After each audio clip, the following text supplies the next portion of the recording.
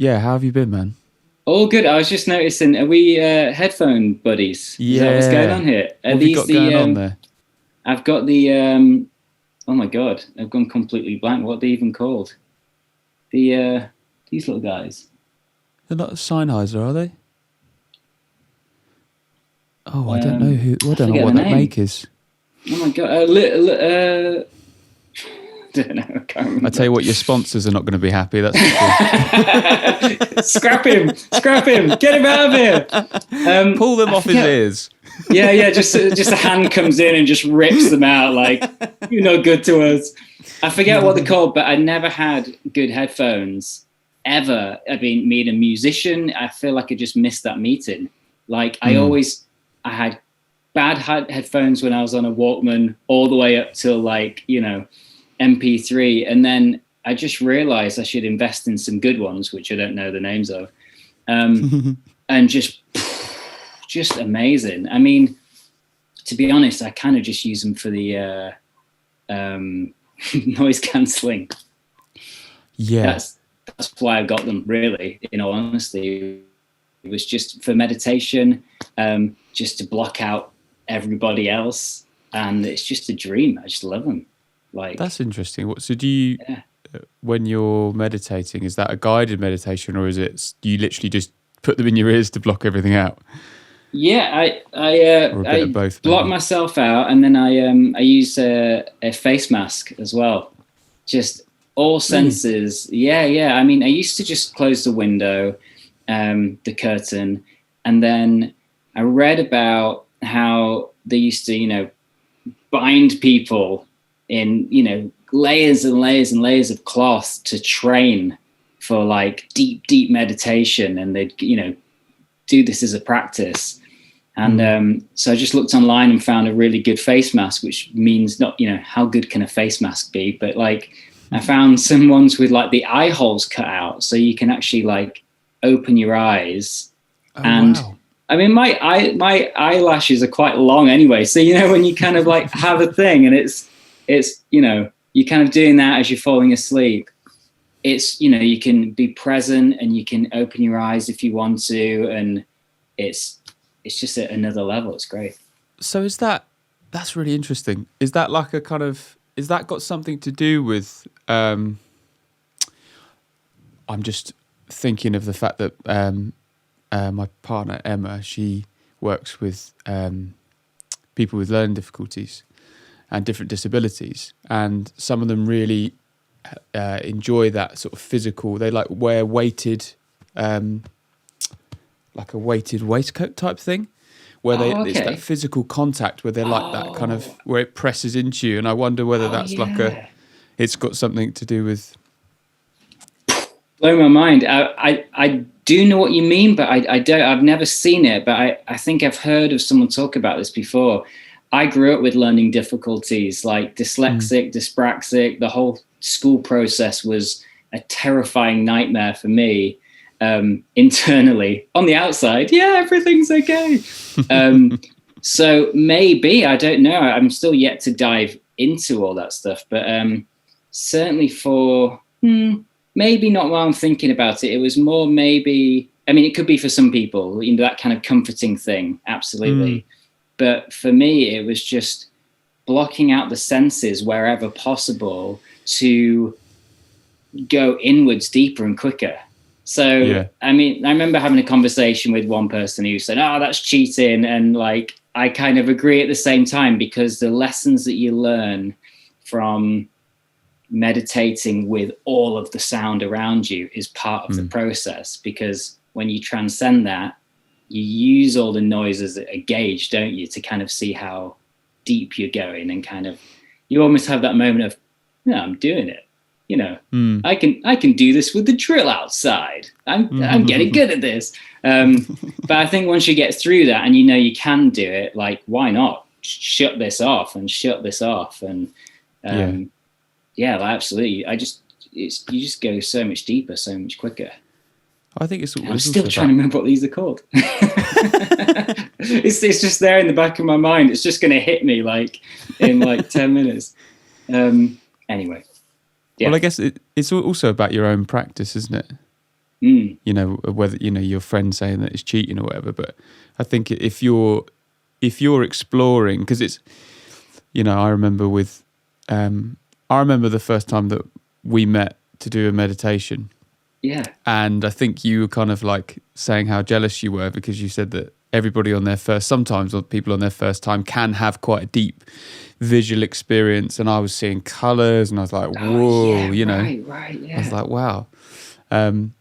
But then as you get into a practice, you've got all these kind of things that you hear of, like, oh no, yeah, you should be able to fall a bit deeper into practice. You shouldn't be listening to all these things. And it took me a while to realize that actually it's, you know, you can't kind of compare yourself to somebody else's practice or to the kind of,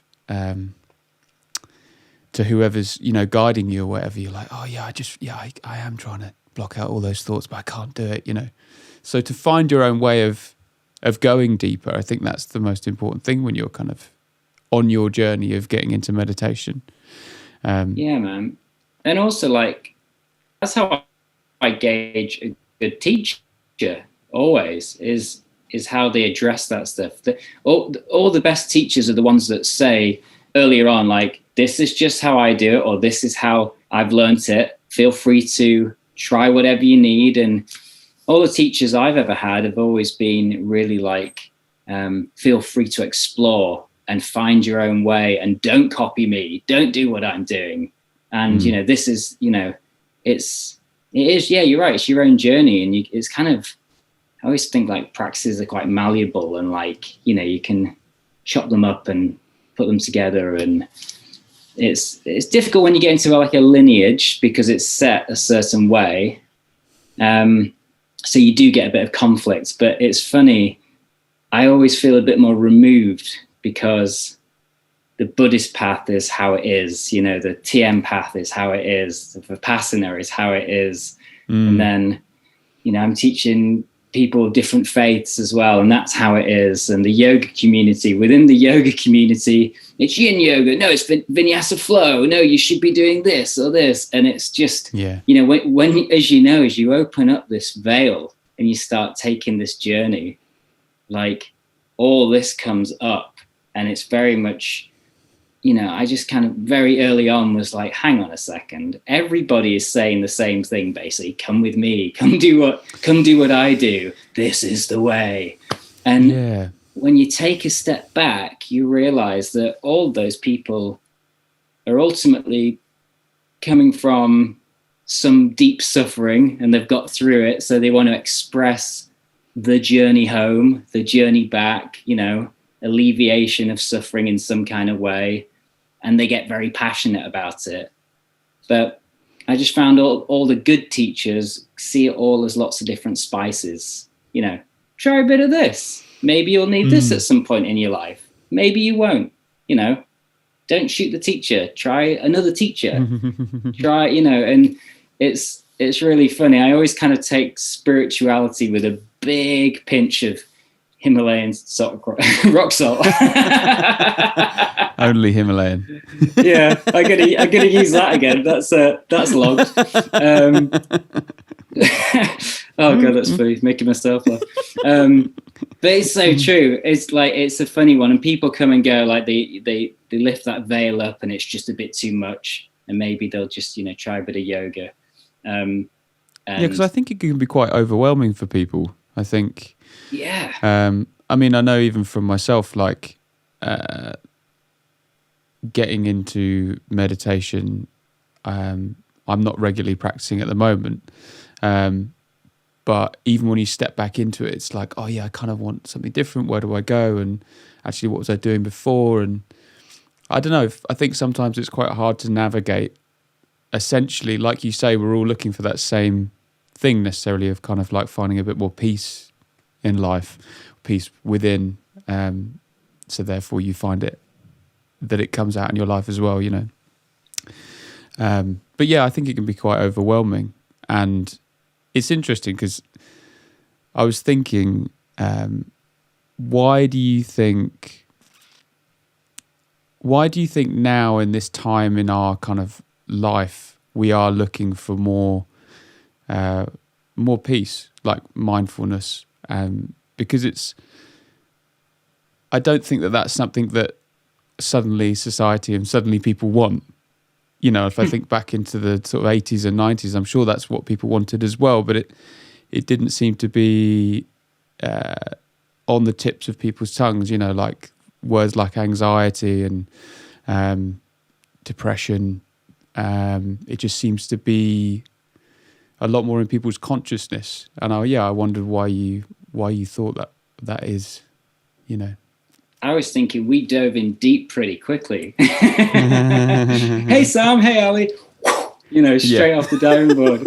It's always the best way though. Let's do some catch up, small talk. What's your favourite biscuit? Yeah. I think it's interesting. Like, I think in the 90s it really did just go pow. I mean, if you look back, it's always tried to kind of push through, and I think in the 90s it really did explode. And you know, we were pretty young, but the media is always what shows us what is. You know, it's the media accepts it, and meditation wasn't accepted till fairly recently. Yoga's been pushing its way for a while. Qigong and Tai Chi, they're not accepted yet. That's too wacky to stand there and breathe and move energy around. That's, you know, and I think it's just, I guess to answer your question, for me, it would just be, I think it's needed. Like, it's like that tipping point of there's stuff out there that helps, been around for thousands of years. You know, people used to say like meditation was just too wacky. And now that the science has caught up with the ancient wisdom, because we can actually sort of gauge these things and measure things now, it's just kind of, I always say like spirituality and science are just constantly going like that. And now, and this time, it's just finally met because the right scientists have done enough research, you know, and they've been allowed to, and they've been funded, and a lot of them still aren't because it's just too wacky. But then quantum physics really saved the day, really. You know, it kind of put science in a kind of moment of suspended animation where it's like, we can't deny all this crazy science, but it doesn't make sense. You know, were the hippies right? Oh, we can't let the hippies know that they were right. I think it's just been bubbling up to the surface, and it's just so apparent that, you know, we talk about meditation, it just helps no matter what your job is, whether you're a politician, a musician, athlete, or, you know, the bin guy, it's going to help you. It's going to help your day. Like, and the proof's out there. So then therefore, I think we're naturally getting to a point where we go, oh, let's maybe have a deeper look at yoga, and like, could eating well, could that help us too? Yes. Yes, it could. Yeah. Yes, it does. And then, you know, like, you know, we've been pretty cool with sleep, you know, that seems normal enough. Get a lot of sleep and rest. And I just think we're in this time where things are bubbling up to the surface, and it's really, really terrifying and tricky and all the rest. And we're the ones in this period of time that are going through that. And it's almost like a light's been shined on all the darkness, you know. Oh, there's another load of stuff. You know, up to the surface. Oh, there's another one. And I think it's going to carry on for a while, but I really do believe that it's almost like the birthing process for, without sounding, so hippie, which I'm just going to do because I've gone too far now, is, I don't mean in life I've gone too far. I mean, in this conversation, I feel like we're kind of birthing a new earth, a new way of being, a new way of living, however you want to phrase it. So yeah, in terms of why the time, I think it is the time. Like, there's enough consciousness out there to know that this stuff works. So therefore, like, we either embrace it or we just still sack it off, and it's not our path. Yeah, because I think your metaphor for shining a light on the darkness, I definitely have felt that during the pandemic. I think I actually felt a real sense of love and connectedness at first, even though we were in a real time of despair in a way. I realized that I could go for a walk and go for a run and see a stranger, your eyes would lock and you'd be like, this is mental. We can connect on something. It might just be me projecting onto this other person, but I don't think it was, because it was like you see someone, you're like, yeah, we're all going through this together. But there's also, unfortunately, then there came more of a disconnect with, governments not doing what they said they, were going to do and breaking their own rules and all the rest of it. But I found that quite profound, and that is definitely something that's kind of a real light of hope, because I was saying to a friend, it's like we can get anywhere in the world now and say, how was the pandemic for you? That's never happened. Yeah. Even in world wars, there's some places where the war didn't kind of have an effect on them. And I find that super powerful. Wow, I never thought about that. Well, if you think about, if you think about how we are, if you believe that we're all connected, which I do believe we are, and yeah, if there's a sense of, I don't know, I think there's something in the fact that in this moment we have been so connected, but there have been things that have been trying to disconnect us. And therefore, are we now looking for a more connectedness within because of that? Because if I think about our relationship with the news and the media, and I'm somebody that wants to engage in that and make a difference and be connected to politics and society in that way. But at the same time, when I'm being turned off by it, because I'm like, these aren't the people that are going to bring the change that I feel like I'm kind of connecting within, and I wonder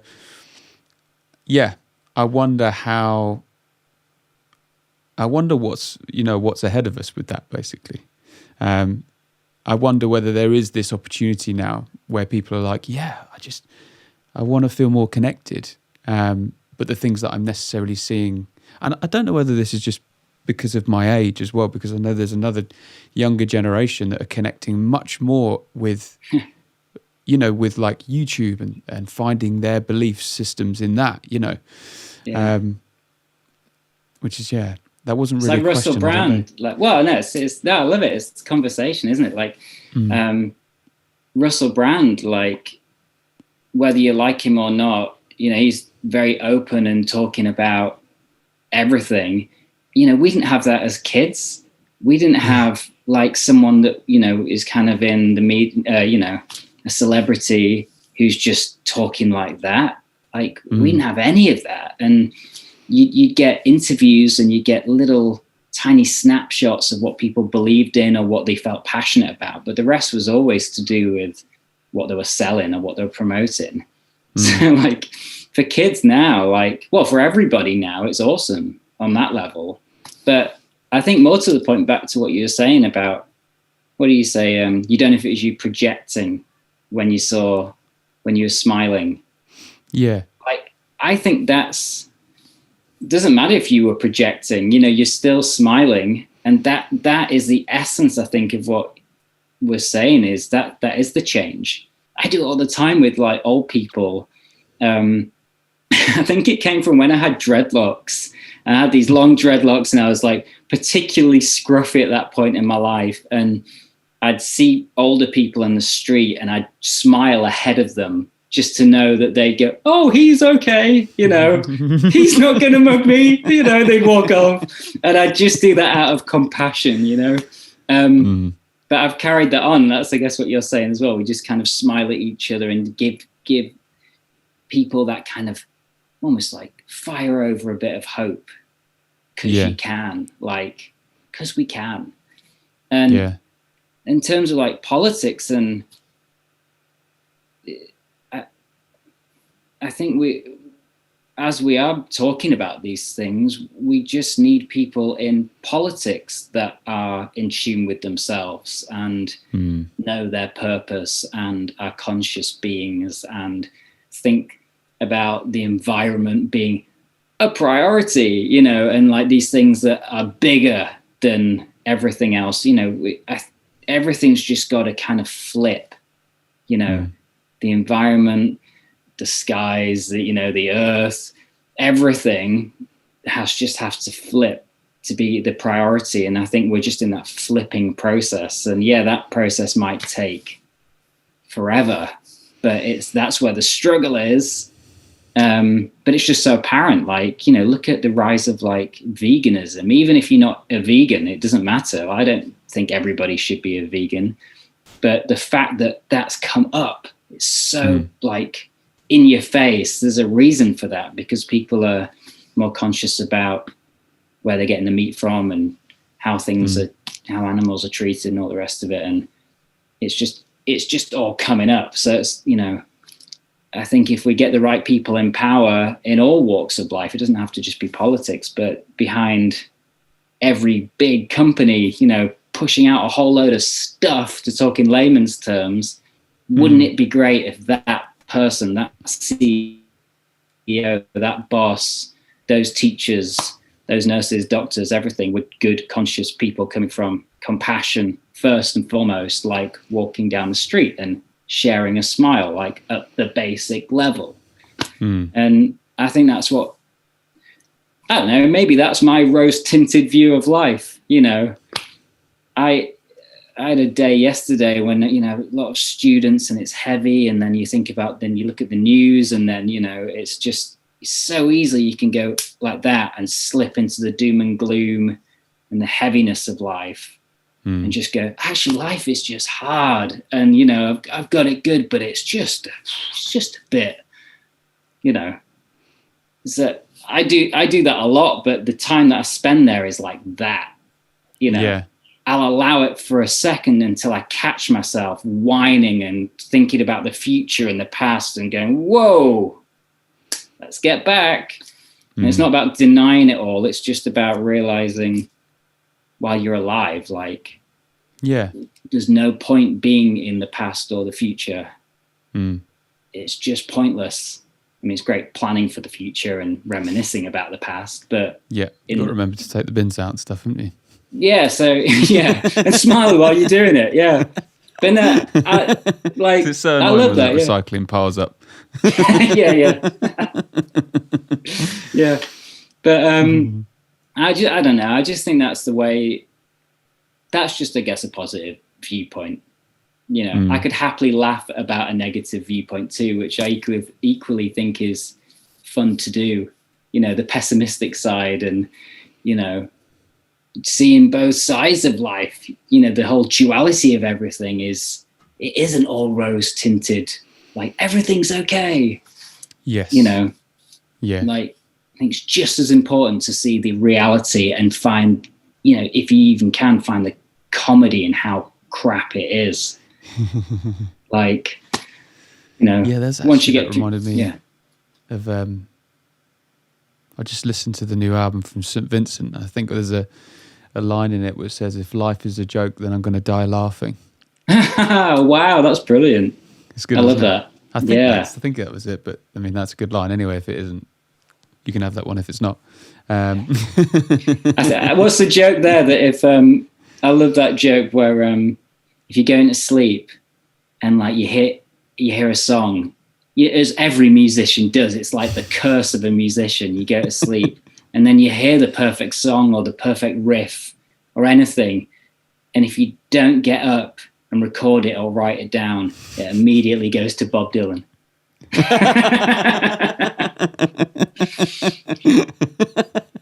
I like that. And you know it as well, like whether Bob Dylan gets it or not, I feel like there's a moment where you go, oh, I'm gonna remember this tomorrow. I'll certainly remember. How will I ever forget that riff or that lyric or whatever? And then it's just, it goes, and it's just, yeah, disappears into the next artist's mind. Yeah. Yeah. Oh. Well, yeah. Actually, it reminds me of I'm reading Big Magic at the moment, that book by Elizabeth Gilbert. Do you know that? I don't know. It's all about sort of living a creative life bravely. And she Cool. talks about how you can't possibly kind of like gather and kind of create and produce all those ideas, and it's not, you shouldn't get too obsessed by that, and actually you should be lighter with this kind of creative conduit that comes through you, in terms of like, because I don't know if you've had it before, but I might be like, I get loads of ideas and I have to be careful with my creative brain, because I actually know that when I just focus on one thing, I can do that thing really well. But if something else starts coming in, or another riff, and I go up to a different key or something, I'm like, oh, that's quite good as well. I have to be like, no. But she says you just got to let it go, because somebody else will pick that up and take it on for themselves. Maybe it's not for you, that idea.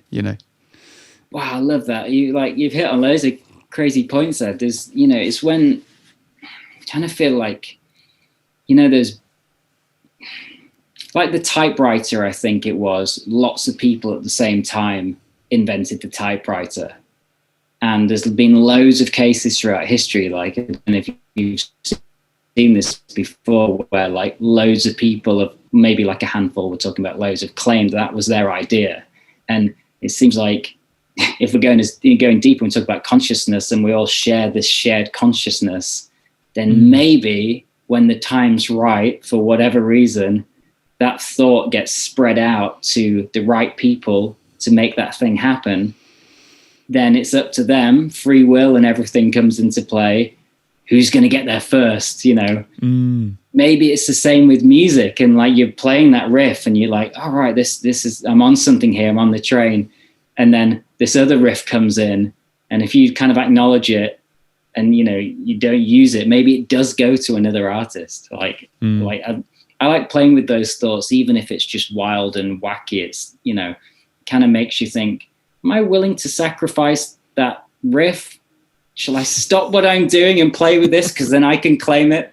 But then you might never finish that song. Like, back to your point about staying on one thing is probably the biggest thing that's helped me. It's probably the same for you, no? Definitely. It's the secret, isn't it? It's the secret. Yeah, and yes, I think also that sometimes another idea can actually be disguising itself as a distraction, because there might actually be a little saboteur within you saying, you're not good enough to finish this song. It's never going to be as good as you think it's going to be.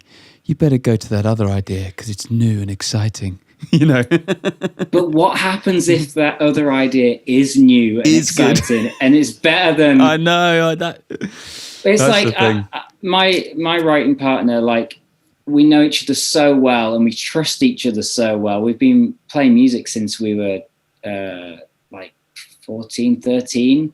We've had breaks and we've done other bands, but we've kind of come back together. And he's so brutal with me because, like, we're getting older and less time to just jam about stuff. Like, we try and be really efficient and really craft songs now, instead of just being like, I've got 3 songs on the shelf, and it's like, get the song, make it a thing. I'll write a whole verse and spend hours crafting it, and I'll get it, and I'm like, it doesn't feel the best thing I've ever done, but I'm pretty happy with it. He'll listen to it and go, I think you can do better. And it's like, if I believe it to be true, I'll fight it, but I'll accept it. And it's it's like crafting a song. It's like carving something out of a rock, isn't it? And it is, yeah. You get there in the end, and then there's that point where you're like, shall I keep carving and see if I can make this more beautiful? Yeah. And then you can just ruin it. Yeah, definitely. Yeah, but no, in terms of like other ideas, like on the other side to what we were saying, is I found something I've thought, this is cool, and he's known that I can do something better or just something more interesting, and I'll scrap it all and start completely fresh, and the new thing is definitely better than the thing that I was working so hard at, and the other one just flies through. and it's just an effortless ease to write. I love it when it's like that. I mean, that is also something, it's lovely to have a partnership like that. I mean, I primarily work on my own until I kind of then start to venture into producing with other people and that kind of thing. And although for this next record, I am writing more with other people because I want a new influence, and it's also just super fun. Even if that song doesn't make the record, I just love doing it, you know. Yeah. But my manager is very much that. He is almost like a second bandmate. That's he awesome. Is so, and I just trust his judgment because he's a real music lover, and he kind of comes from it because he's not he plays a bit of piano, but he's not a professional musician. So he comes from it from quite a naive perspective in terms of just being a listener and a lover of great music. And he already knows what I can achieve. So he's like, yeah, I think you need to work on that a bit more, you know, and he just says it in a very sort of diplomatic way, but it's, I really need it because I can be like high and low with stuff and like, oh, you got to listen to this thing, you know. But then he says it, and then actually 2 days later I listen to it and go, yeah, it's not as good as I thought it was. It's so funny though, isn't it? Yeah, it's amazing. And like, yeah, with your manager as well, having that kind of naivety, as you say, it's the perfect kind of mixture. Because if you had someone that was just like you, then, you know, it might not work like that. Yeah. It might be a whole different story. And sharing that kind of love and passion for, obviously it's not like having kids, but it's the closest thing to having, you know, something that you can share. And one way I've started to look at like music as well is it's almost like a branch, a tree, and it's growing and you don't know where it started. And you don't know where it's going to end, and you kind of jump on, and like you're just part of that process. And then it's like, oh, let's go down this branch, and then that branch makes another branch. And when you get out of that kind of trying to claim the tree or trying to claim the ride or trying to claim the song, then you can just be free of it. And it's just like you jump on, you do your thing, and then you let it go when you release it, you know.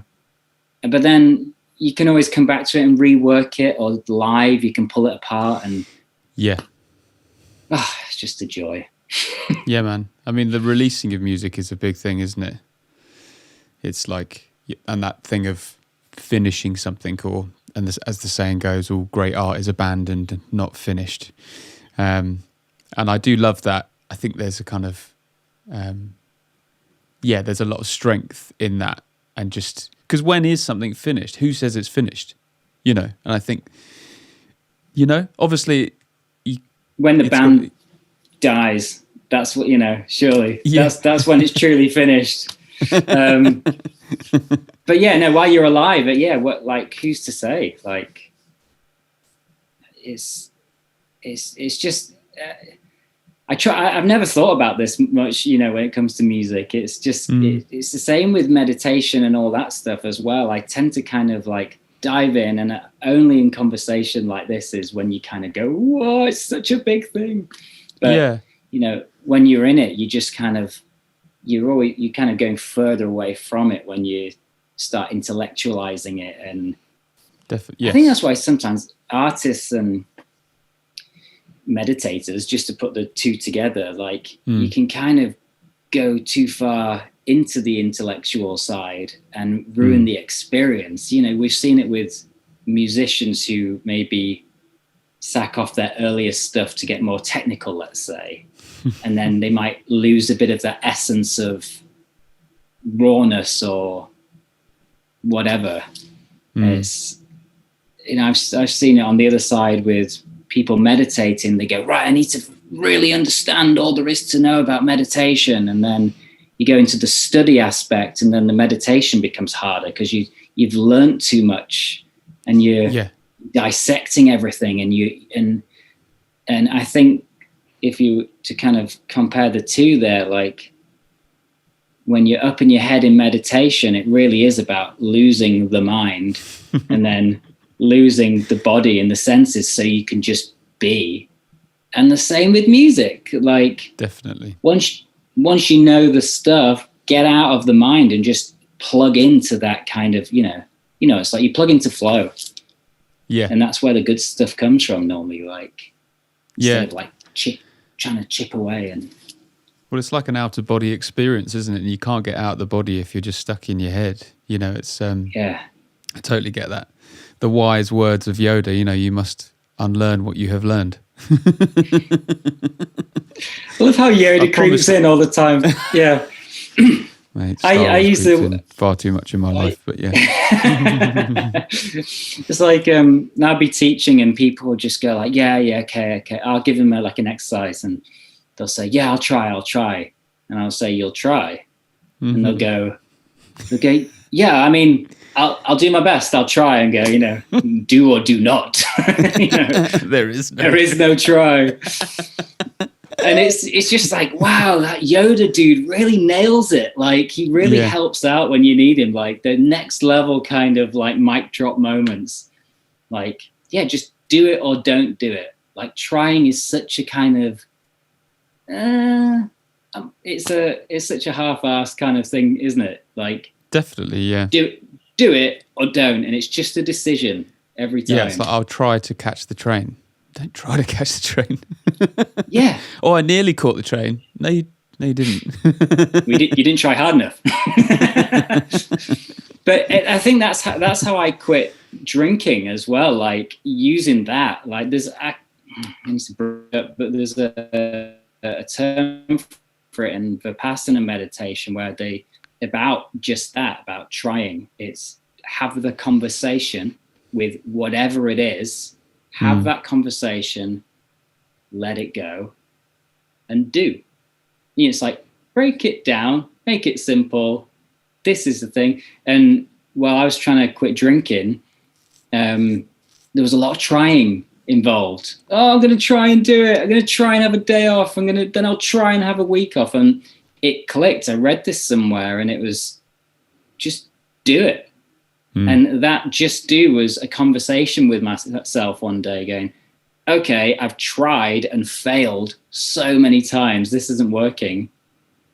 And I just mapped it out. I decided like I was going to go to, I was looking at AA and stuff and I wasn't really resonating with that. And that is amazing for loads of people. I wouldn't want to knock that at all. And it just wasn't me. And I was like, okay, what is me? And I imagined having a pint with my dad, every time I saw my dad on those random moments, and then maybe a pint at a wedding, maybe a birthday, and just special occasions, and then just not on my own at home, or walking home and going into every pub just for a half, all the kind of like the sad part of drinking. I was like, I'm just going to get rid of all of that, made the decision, and then that's how I've been doing it for years. And I applied that to everything since, just like, oh, it works. I guess it's willpower and strength and discipline. But then that's why I meditate, because you get strength and discipline from those practices. And it's like that whole try thing. It's like, it's funny, like, even to joke about it, but it's so true. It's like the trying is where most of us are failing. Like, definitely. Stop trying. I did it with music as well. Like with my old band, as we were trying so much, and then we just kind of went whatever, and then the band broke up. So, but the new band formed, and it formed out of a surrender. Like we surrendered to trying and failing and showing whatever, and then out of the ashes of whatever, like, formed a really harmonious group of 3 people with just an effortless kind of way of forming music. And I can't help but think that came out of the surrender part, which is a major part in like healing and meditation and all that sort of stuff.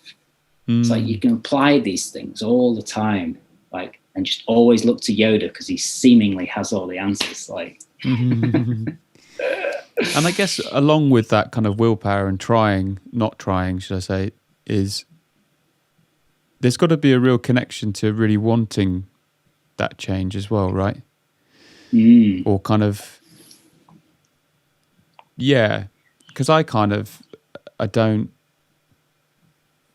notice when I have been drinking a lot, or like 4 days in a row or something. Like I saw my friends last weekend, hadn't seen them in ages, and we drank quite a lot, and I'm just not used to drinking a lot, and it really knocked the wind out of me. I was like, for 3 days afterwards, I was like, oh, something's not right. I'm getting a bit depressed. Like, I was like, wow, it's the drinking. It must have been it, or it's definitely just sort of suppressed me, or suppressed the person that I was before it, because I was kind of a lot lighter. In a way, it was kind of quite nice, because I have suffered with depression, and I've actually realised that I've been feeling really good for quite a lot of time now, which is good. But yeah, right, yeah, which actually is a really interesting thing to feel, you know. But I often think, like, why do I drink? But I guess I'm trying to I was sort of comparing our different connections with drinking, and was there a strong reason why you wanted to stop?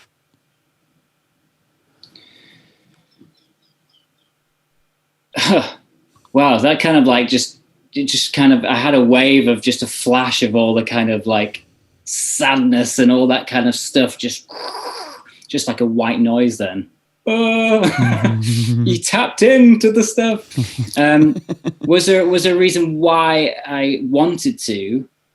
Or yeah, I guess I'm not saying is there a one specific thing. So it's like, yes, there's a specific thing, so I should stop. Or was it a slow kind of like,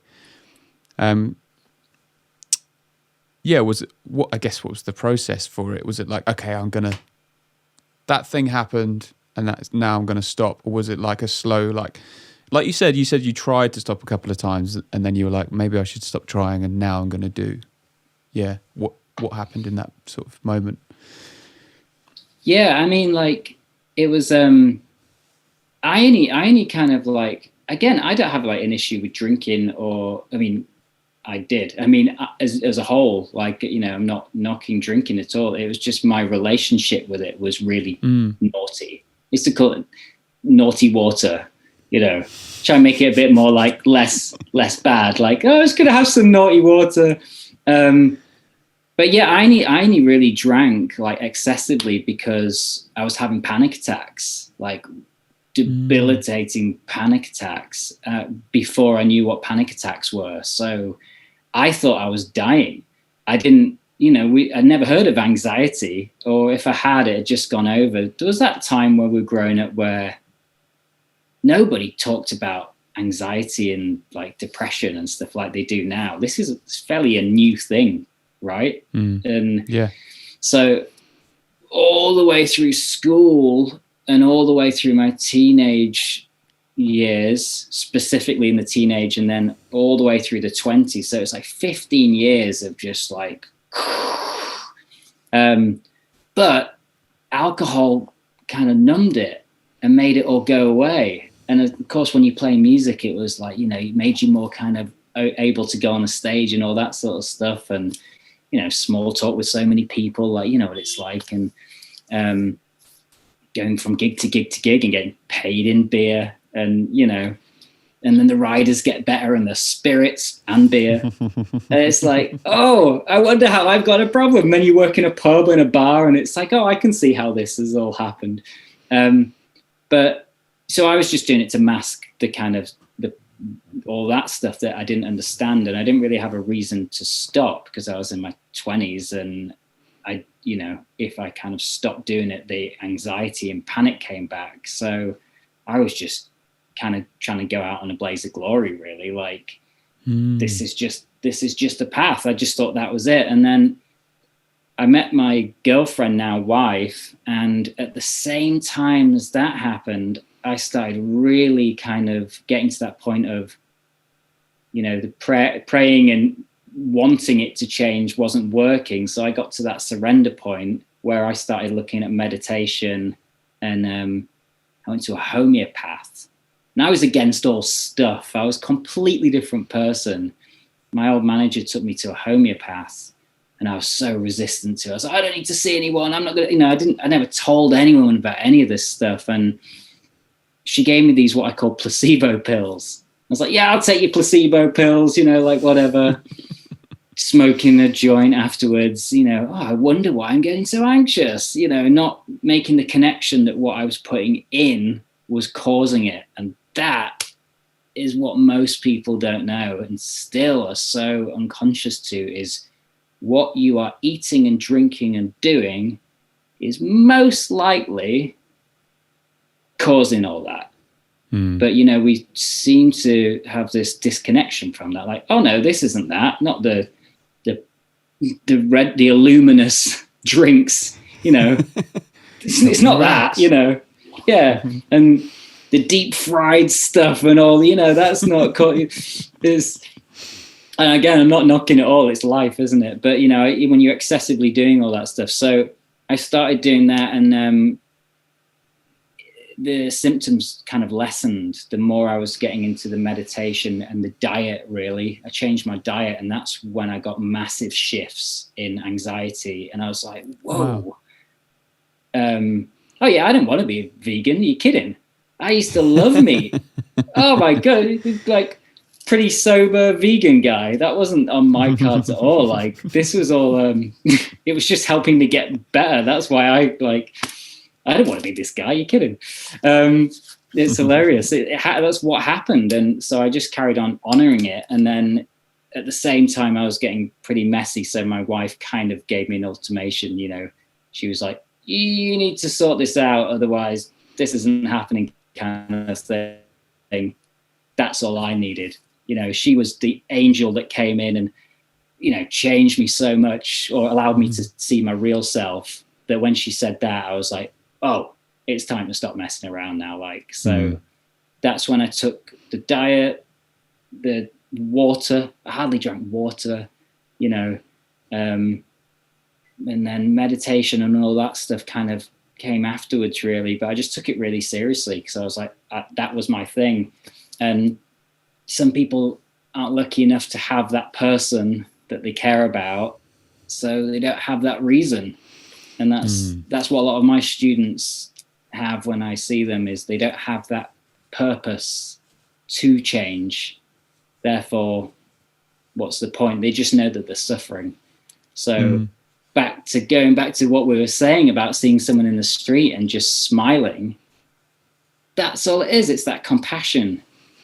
And if you can show someone some compassion while they're suffering, and give them the next level, and empower them and nurture them and inspire them to see something within them that they can't see, then it lifts them. And then it's just a process of taking people up and up and up in vibration. And that's now what I do for work, just because it feels like a compulsion.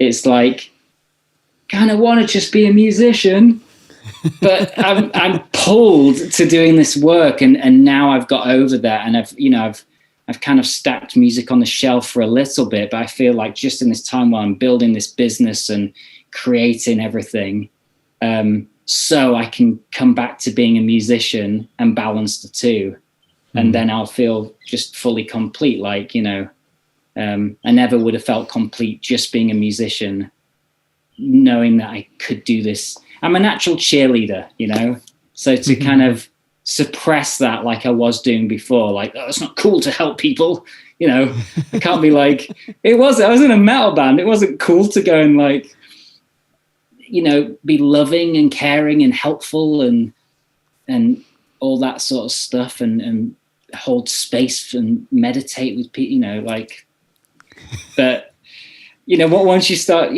tuning into yourself and becoming yourself and just allowing yourself to come through, like, then it's not really a choice anymore. It's just like, oh, this is what is. Then, the religious people say that's their path and this is my thing. And, anyone that isn't, it's just like, okay, this is who I am. So I should really honor it just because. And yeah. How about you? Like, how's that? how's it been for you on your journey with balancing those kind of two wolves, so to speak? The two walls, did you say? Yeah, we have that kind of like, there's the battle of two wolves, they say, in our mind. The one that's like, yeah, what's my accent? Sorry, yeah. The kind of the light and the dark, really. That's how I like to look at it. Like, I mean, I guess you put it through your lyrics and the emotion in your playing, no? Yeah, well, it's interesting. Yes. I mean, I felt like I was quite lucky in a way because I found a way to express my emotions from quite a young age. I was writing songs from like probably about 9 years old. I actually went through a period where I stopped when I was about 13. Wow. I think when puberty hit, and I was a bit like, I need to start being cool, or I need to get into what everyone else is getting into. Yeah. I probably started to numb actually that connection that I had with myself. But at the same time, I think that it's like that there's a deep kind of connection that I've had from a young age that's always been open. But that as I've got older and the different pressures of life have come in, and I've not realised how sort of sacred in a way that connection is. And then, a couple of years ago, experiencing real kind of strong bouts of anxiety for the first time was like, whoa, where's all this coming from? Especially kind of naively, I was like, hang on, I'm on top of my emotions. I feel quite connected to myself, and kind of arrogantly, I guess, I kind of thought that that would never happen to me. Especially because I felt like I was in quite a good period in my life. I was like, having kind of gone through a breakup, but being quite happily single and releasing new music and living in a new city. But then suddenly I felt anxiety for the first time, and it was really difficult. But then I didn't realize, a bit like when you said that you kind of got into a bit of a mess when you started that journey, it made me think, it's interesting how actually you can start a journey, and that's when sometimes you think, oh yeah, great, okay, cool, I've started the journey, and then you're like, oh no, you've started the journey, it's not going to be necessarily easy from this point on. Yeah.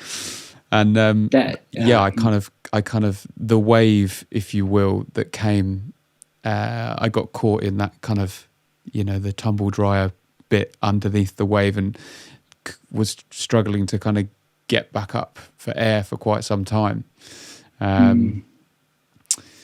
But it then made me reconnect with that connection that I had with myself, and realize that how powerful that was, and why maybe I had numbed myself with different connections to drugs and alcohol, and actually it's just more looking for those intensities in life which do numb that feeling of being depressed, or whether it's like just very simply like, I've got a day off that I could have tomorrow. Let's fill it. I'm going to see my mates, I'm going to do this, I'm going to do that, and like, well, what about just sitting with yourself? Yeah. And I know that sounds, some people, it might just sound like really boring. Why would you want to do that? That sounds weird. I'm going to stick a film on. But actually, if there are things kind of bubbling up underneath, that actually sitting with space and kind of asking yourself kind of who you really are, and it really brought me back to that connection that I kind of had with myself. And now I still feel like I'm on the journey. I think that's another thing, is that you realize that you're just continually on this journey, aren't you? And so I feel like I try to be in talks, shall we say, with the light and the dark a lot of the time, like I've had eczema ever since I was a baby, but it sort of has come and gone, and it just sort of seems to be around at the moment. And rather than kind of like scratching it and being like, oh God, that's really annoying, I'm kind of like, my brother would laugh at me because he thinks I'm a real hippie, but I'm like, why is this actually maybe not, I shouldn't be like why, but no, why is this, that kind of, I haven't read it yet, but I want to read that book, The Body Keeps the Score. It's like, what is kind of maybe a little bit of out of balance here, and is there, maybe it's just, I don't know, the shampoo that I'm using, I don't know, but oh yeah, there's always that as well, like you go down the deep hippie rabbit hole, and then it's like, hang on a second, I've been using a different shampoo, maybe, it's, yeah, I mean, stress is like, anything you've got, it just flares up when you're stressed. And like, that's the first connection we have to make, isn't it? Like if you got a bit of eczema here, a bit of psoriasis, or any of those kind of skin conditions, when you're stressed, it flares up. And some people, if you don't know that connection, then, it makes you panic, and you're self-conscious if it's on your face. I just lost you there. That's weird. Oh, am I still there? No, how strange. I can hear you. Can you hear me? Is it the video that's gone? Yeah. Okay. This is all right. We'll figure this out. Oh, I'm back. Okay, cool. Whatever that was, let that out. Yeah, it's the same. I like I don't really get spots that often, but I do when I'm in a stressful time, and I'll kind of go, oh, my face, I got like loads of spots, and then my wife will just go, yeah, it's because you're worried about that, and that, and I go, yeah, that makes sense. Yeah. every time, and then it goes like, very quickly once you make that connection, or at least like dies down. It's a lot more bearable. It's body's crazy, it's when we learn about this stuff, it's just wild, and we're so disconnected from the obvious things. And I used to have so many conditions, like really terrible stomach conditions, and I didn't go to the doctors. I believe there were probably ulcers from, this, that, and the other. And as soon as I started drinking lemon water every day on an empty stomach, the pain went. I was like, hang on a second, like, surely not, and, I was drinking a lot of cider, and right. Let me weigh this up. I'm drinking something, I'm drinking those big barrels of cider, a lot, a few times a week. Maybe this could have something to do with these terrible pains in my stomach. Swap the cider for the lemon juice, and cleanse the body, and you change the pH of your body, and these little things, and stuff gets better, or stuff can get better. Let's say, let's not be so naive, but it's mad. Like, especially if we're from kind of these small towns where we, you get the information that was left for you from the last generation that lived in these small towns. That's your knowledge, don't leave the village. It's kind of how I felt growing up. When I went to London, I first moved out of the village. A guy in the pub said, "What are you moving to London for? There's not an Englishman between them." And I went, that's why I'm moving to London. That comment right there, just straight over his head. He's like, "Well, have a good one." Oh God, gotta get out. Where are you from, Ali, again? I'm from Leeds. You are from Leeds, yes. Yeah. My accent's very neutral, but it's clearly northern, but it's kind of like, can't quite figure out where I'm from. Are you an LUFC fan? Far from it. I missed the football meeting. I'd I don't know how. Like I really wanted to be part of the football thing when I was younger. You know, kind of missed the sports meeting in general. I liked a bit of basketball, and yeah, music was just the love. And I'm almost still a little bit envious of the. And again, Star Wars. I'm not even a Star Wars fan. Like I seem to somehow miss these big things that everybody loves and adores, and I have that slight bit of envy where lots of people come together over one thing that they share a deep love for, like Game of Thrones and all these big things that pop up all the time. It's just always been like that. And I don't know why. You know, music is the only thing. If I meet another musician, it's just like, it doesn't matter what genre of music you play, it's that connection that, you know, how you could speak to someone in any genre of music and it's like, oh, I can talk, you know, we can talk. Like, you know, if you're in a room full of people, you find the musicians and it's like, and it's the same with comedians and comedians, dancers and dancers. It's that kind of deep connection that no one will ever truly understand unless you've played those gigs and written those songs. And, you know, I think the interesting thing, well, the beautiful thing I think about music, and I don't think you have to be a musician for this, and when I was talking to my partner about it, is that if you just sit with this thought for a minute, because it's kind of mad, you know, if I start sort of going boom, boom, boom, boom, boom, boom, boom, boom, boom, you can't, I think you probably know what song I'm about to sing, right? Or even if you don't, you're like, but see, your head's nodding. Right? Yeah, exactly, right? But so you can have a whole song playing in your head. All those instruments are playing from that song.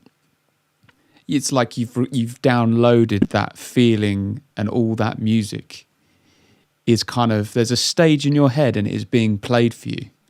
Like that phenomenon in itself is just mind-blowing. We just take it for granted, I think, you know? Or maybe somebody will be like, why do you even think about that stuff? But it's like, and then you can go... Unlimited jukebox in your head. Yeah. And also you can go to anywhere in the world and play a rhythm. And somebody can connect with that rhythm. And I've got a big thing about this at the moment. I've been thinking about it a lot, about how, you know, we're born with our heartbeat and how that is our first connection to life, and therefore rhythm. Life is all about rhythm, you know. And it's like, I was talking to friends of mine, I think it might have been from a book, like pace is power, you know, the pace that you live your life. If you are in connection with the pace that you live your life, that is one of the most powerful things. Knowing when to slow down, knowing when to flip it into another gear, you know, it's rather than being full throttle all the time, or the other way around, you know. It's but yeah, I just think you know, it's so true. It's that's so true. I've not thought of it like that either. So I was kind of listening to you, but also like being mind blown at the same time. Like, oh my gosh, that is insane. And it's kind of one of the reasons why I don't actually listen to contemporary music really at all. I have to say that, like, at this stage in my life, for that reason. And it took me years to understand why, and it was really stressing me out. Like, you know, you grow up as a musician and you're a lover of music, and it's in your head, it's all around, and it's all you do. And as I started diving into the more kind of spiritual side of things and changing my vibration, slowing down it to a different pace, like you say, and not thought of it like that, but it's certainly a different pace. So as you were saying that, I was like, oh, that's it. The pace is so different and still, and you're coming from stillness, and you want to never be too far away from stillness. So you start changing the pace of maybe how you speak and how you, even the thoughts, you don't want to be so erratic up here. And you know, I used to crank on the heavy rock music and just be like, yeah, you know, there's footage of me somewhere in a bar with my friend, and they played Faith No More, which is one of my favorite rock bands, and I was so excited in that moment. I fell off my bar stool, and my old bandmates with the camera going, what happened? And I was just like, yeah.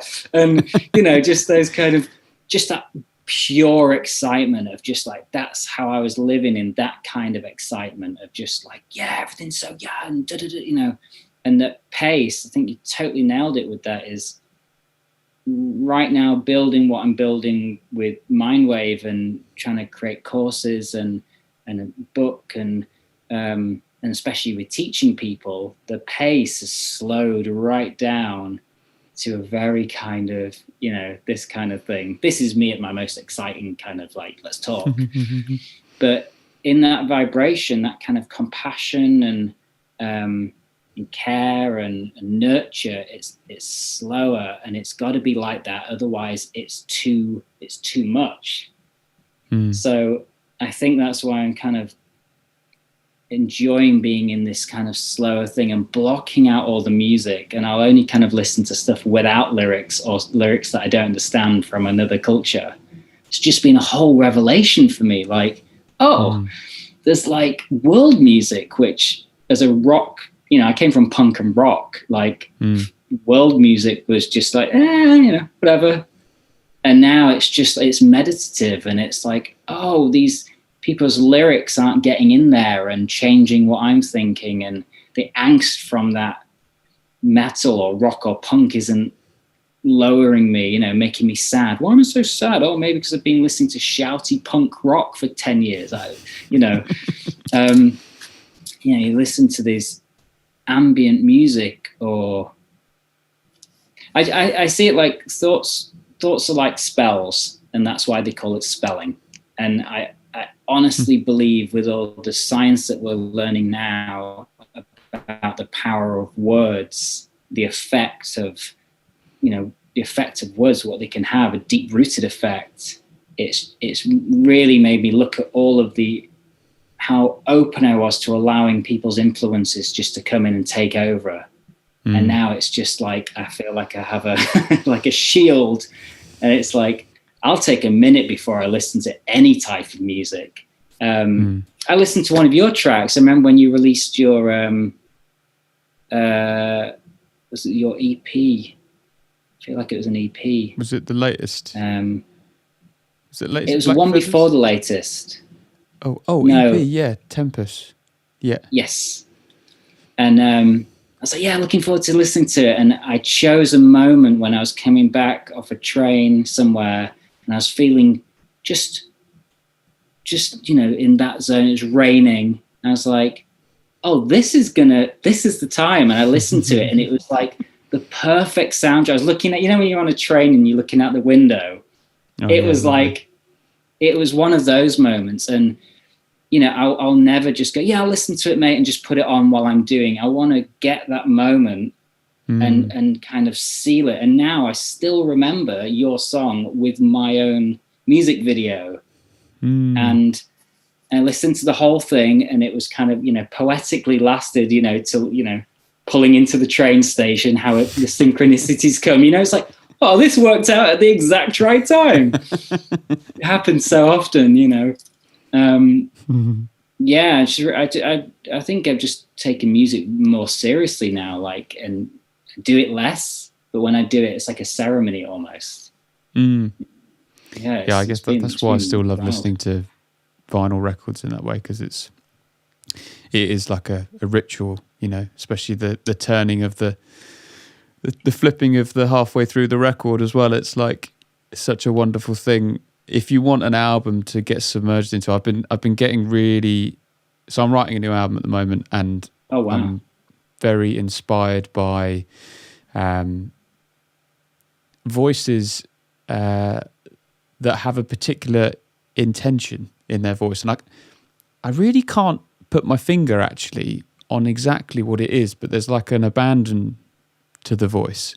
There's a kind of freedom to it. There's a, and again, I don't know whether that's what their intention was, but it's what I'm connecting with in terms of what I found within my own voice. I did this course or did some lessons with a lady who teaches this technique called Lichtenberger technique. And essentially all you do is just sing these like, oh, for long periods of time, almost like a bit of chanting. But actually what she's talking to you about the physicality of your voice and relaxing, and you get to a rawness in your voice. And she actually said something to me that blew my mind. She said, "Where does your voice come from?"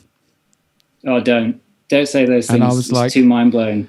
I was like, well, I was intellectualizing it. She's like, you're way too far away. Come back. And she's like, it's your ears. And I was like, huh? She's like, well, your voice is preconceived by what you've already heard before. She's like, so reach for something you haven't heard before. Wow. And I was like, whoa. And that taps in so much for me for singing, because, I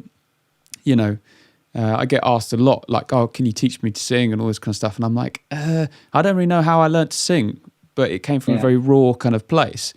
But as as people said, oh, you've got a lovely voice, that's also what I expected to hear, which is a lovely voice. Like pitch perfect or whatever, like I sung in choirs from a young age and all that kind of stuff. But now I'm interested in what I haven't heard yet.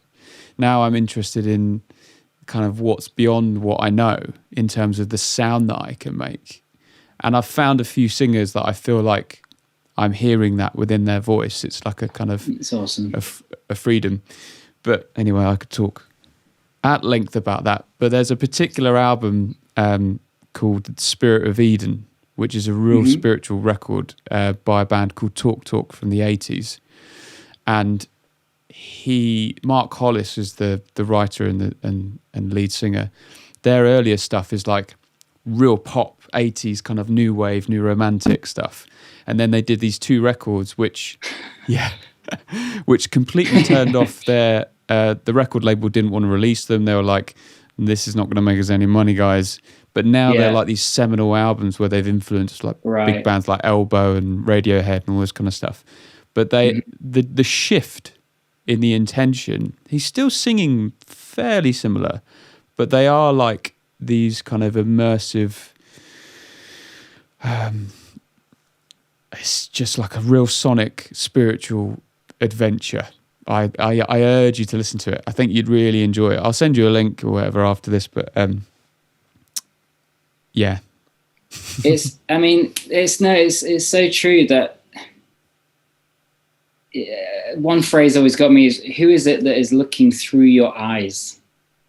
It's the same kind of thing. It's like, well, hang on a second, who is it? Oh, it's me. It's like, yeah, but when you bring that all the way back, it's I am. And whatever you put after I am is literally what you are or what you can become. And I think you touched on a really good point there with you hear people, you do have a lovely voice, so you will hear that a lot. And that is reprogramming you to believe that as well. So, but that goes the same way. Let's not use you, let's use someone else. If someone else was on top and then they released a bad album and the reviews come back saying, oh, this is pure garbage kind of thing, that goes in too. And then that's harder to kind of, self-worth and all the same stuff. So on that note, to kind of like, I guess channel that point, is when I was going through all that stuff before, I kind of stumbled across metacognition, thinking about thinking, and all this, neuroplasticity, how we can remold, about this stuff and, reshape everything. And I started just using it and practicing it. So I teach my students to, we script out what they want to be and what they want to feel. And it's all got to be in the positive, present, future tense. So it's all self-talk basically, and I help people catch their negative self-talk.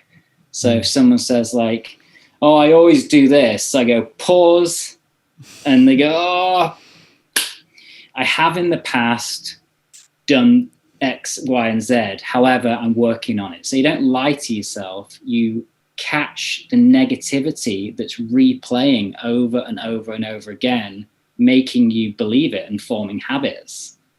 And when you start like practicing this stuff, it's mind blowing what you catch. It's almost like I got one. What's this? Oh, this is, I'm so stupid. And this one's, you can't do that, imposter syndrome or whatever. So that's what I recommend to everyone is script out what you do want to hear. I have a lovely voice. I create great songs. I'm proud of my music. I explore. I'm not, I wouldn't even say not confined to one way of music. I would say I continuously strive to be a better musician or singer, or, it didn't have to be music here. It could be anything. And then literally program that on a loop. I'll say it and I'll put it to some classical music or some ambient music or anything. I'll listen to it every day. And I've done this for like about 3 years. And every year I refresh the audio because, there was a time when I was in a band and the band broke up and I was still hearing it. And I was like, got to redo the audio. But back to your point about the journey, when you look at it like this, it's like, this audio isn't finite either. This audio is just this part of the journey. So if I ever have to refresh it, then it's exciting. I get to say it different. And the only reason why you do this is to move in to what you want to become and not be scared of trying to be something else. Obviously, you enjoy where you are in the moment and all that, but to strive to be a better version of yourself in whatever walk of life you have doesn't get better than, evolving yourself and trying to better yourself. Like you're saying, like, I mean, so many singers would just kind of like, this is how I am. I sing like this because of these 5 heroes. It's a combination of that. This is where I get my this is my wheelhouse. These are my tricks. And, you're talking about, okay, that was then. What is this? It's a blank slate every moment in time. Like you right now, and like you, the person watching, in this moment, we are not an artifact of the past. It's just not, we can, we are. We are and we aren't. We are right now, but we have the ability to be anything to a certain extent. And that's so exciting to me. That's what that's what fuels my work, basically. It's just the excitement of knowing that you can be, do, and have pretty much whatever you want. I'm not one of those that says you can have anything you want, because it's not true. It's not true. No. If you've got bad eyes, you can't fly a plane. I hear so many people Ali, in the work that I do. Here's the list of things I want. Yeah, sure. Well, actually, no, you can't have all of that, I'm afraid. I hear it a lot in the self-development stuff. Like, you can have whatever you want, and it's like, whoa, no, come on now. Come on, let's be real. Like you can have a lot of things, but but I like to joke on both sides. It's, but no, it's fascinating, and that singing that you did there is amazing. That's really cool to put yourself in that position where it is a blank canvas, and it's like reinvent yourself. Yeah, it's really amazing. It gets you. I mean, you'd really enjoy it, actually. I'm sure you get to kind of just basically you learn to trust your ears, and you start to paint a picture of sound with your ears, and you realize that that's part of your musicality is like you say, is like is having a blank canvas, with your ears, and then kind of reaching further with them. It's weird. It's so weird. It's so weird. It just feels like there's like another level of musicality to what I'm trying to do now, and it comes from that kind of that desire to be like, well, what haven't I heard yet? Because that's kind of what I do with songwriting. It's, I feel like I'm onto something when I stumble on something that's kind of feels fresh and new to me. But yeah, I just want to say thank you so much. Sorry. Okay. Sorry. I was just going to say, like, it's when you release something new or you try a different genre, and you get that feeling of fear. And it's like, oh wait, I can't do this. I mean, I know I can do this, but should I? Like, ooh, that's normally the stuff that's the great stuff. And definitely, I know a lot of your old stuff was quite maybe more like folky, and then you did that one track about the coffee. And that was the first thing I'd heard that was completely different to what I'd previously heard. Yeah. And, I had just that smile of like, oh, you took a chance there, and it worked. It was like it's those kind of steps of kind of looking at the fear, feeling that connection, and then just going for it. It's just, you feel more alive, like, Yeah, definitely. More enjoyable way to live, surely, on the edge. Yeah. For sure, on the edge. Yeah. It feels like a kind of natural time now to kind of like bring this conference, because I feel like we could talk all day, but we should do this again in the future. Yeah, for sure, absolutely. But I thought I'd just ask, because I know we haven't spoken a lot about loads of what you do, but I'll put links and stuff, and I'll talk a little bit about what you do before this podcast starts. But cool. Is there anything coming up for you? What's next for Ali? Might be, you can tell me what you're going to have for lunch. I don't really mind. But have you got things coming up with Mindwave, or have you got things coming up with slow dive? Isn't it Slow Ride? I wanted it to be called Slow Dive, but there was a Slow Dive. There is a band called Slow Dive. That's why I said that. Slow Ride sounds.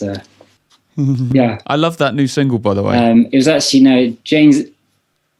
Oh, cool! Thanks. Yeah, it's well, back to that fear thing. It's that, like, this is so out of my comfort zone. Like, I don't even know this style of music really. But back to the whole jukebox in the head, you can just tune into kind of what the song needs, and it's turned into kind of electro pop type thing, which is not my bag of tricks, and it's just so exciting to be in uncharted terrain. It's like, give me a guitar and rock music, I kind of know where I'm going. Like, it's just so easy, and this is just so different. So we're just going to be releasing songs every few months, just under the name Slow Ride, and just doing the single thing, and just no plans. It's just, we're committing to writing the songs, and that's it. It's like the most easiest version of a band I've ever experienced. So that's the joy. And then the Mindwave thing, I've got a mini course at the moment, which I'm really passionate about, because it's kind of all of what we were talking about really, is finding your purpose. And as soon as I kind of found that, I realized I did it through just a few steps of figuring out what I wanted to be, do, and have, and what the picture looked like. And so I kind of created this mini course to kind of wrap up those steps, so people can kind of absorb that information in a 6-part video series, just mini kind of bite-sized chunks. And you go through this process, and you could even do it over a weekend. And by the end of it, you literally know who you are, where you're going, and what you're doing. And the people that have done it, unless you know what you're in for, it can be quite mind-blowing, like these things we talk about. So that's one thing I'm really passionate about. Awesome. Yeah, and then I'm just creating a course and a book, and just constantly just creating and moving forward, and just, that's just a way of me enjoying life. And then threatening to myself that I'm going to go for a run, still trying to work that in there. haven't quite got that, because of the whole pace thing. It's down here, and the run seems quite fast. I know, yeah. Getting that. I mean, obviously it's all about the balance, but I have that when I'm like, yeah, I've just had a really good busy day and like I've got loads of writing done. And I'm like, yeah, but I need to go out for a run now. I need to do this. I'm like, why? Why do you need to do this?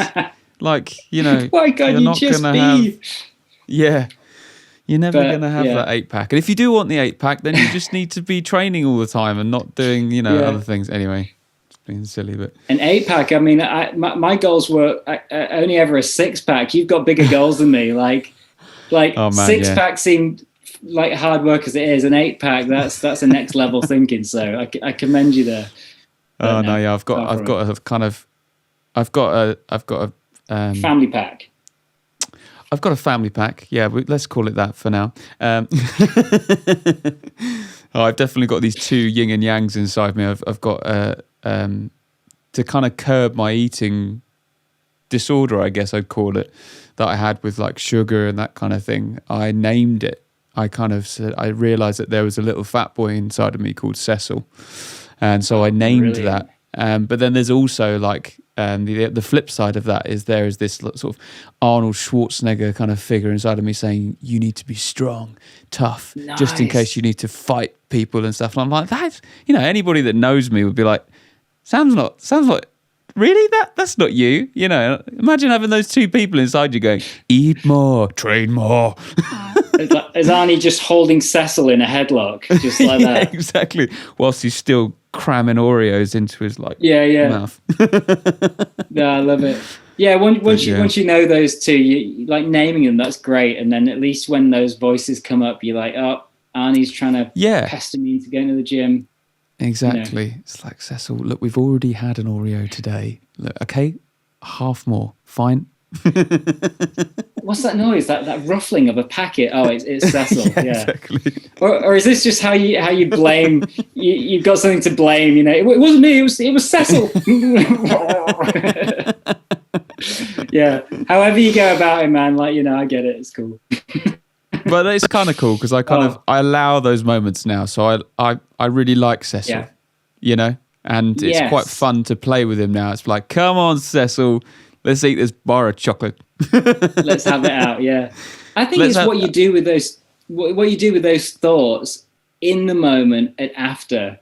That's always whatever, because it's always in the moment. Always feels good. It's the after bit where you're like, oh, I hate myself. What am I doing? Yes, I can't believe I ate that. And then once you realize that is the loop, like obviously if you do it all the time, then it's bad. You know, like if you're just doing it over again, but if you allow yourself, like I do as well, like you're saying, like sometimes you just allow yourself to have it, knowing that afterwards those voices are going to start coming up. Just knock them out of the way. It's like, look, I'm a human being. Yeah. We even planned it. Like, you know, we went to the shop, we bought the thing. So this, you know, get out of here.